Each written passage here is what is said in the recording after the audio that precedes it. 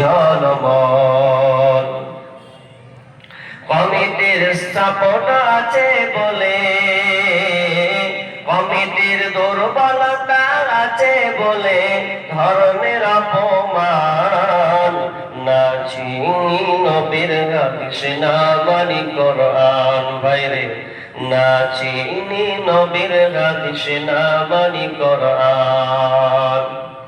জলসার নামে ডেলিগেট করে মানুষ খাবে বলে, খাওয়া দাওয়া শেষ হলে ভাই বাড়ির টান মারে। জলসার নামে ডেলিগেট করে মানুষ খাবে বলে, খাওয়া দাওয়া শেষ হলে ভাই বাড়ির টান মারে। আর প্যান্ডেলের তলা করলি খালি, প্যান্ডেলের তলা করলি খালি দিনকে অপমান, না চিনি নবীর হাদিস না মানি কোরআন। ভাইরে, না চিনি নবীর হাদিস না মানি কোরআন। হাসর মিজান পুলসে হতে পারলে মোদের হবে জাহান্নাম। হাসর মিজান পুলসে রাতে কেমনে হইবে পার, পার না হতে পারলে মোদের হবে জাহান্নাম। হেদায়াতের নূর দাও হে প্রভু, হেদায়াতের আলো দাও হে প্রভু, তুমি যে রহমান। না চিনি নবীর হাদিস না মানি কোরআন। ভাইরে, না চিনি নবীর হাদিস না মানি কোরআন।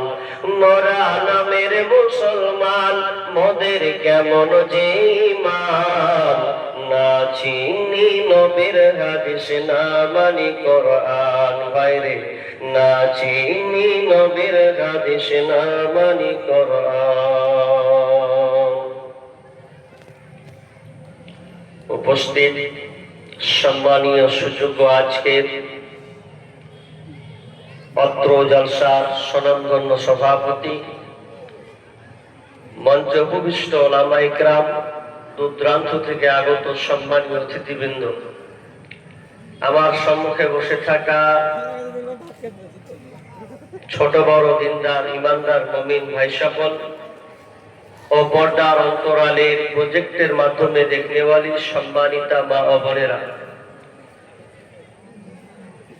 প্রথমে সেই মহান মুনিবের দরবারে প্রশংসা করছি যে আল্লাহ আমাদেরকে একটি মাদ্রাসা কেন্দ্রিক আয়োজিত মাহফিলে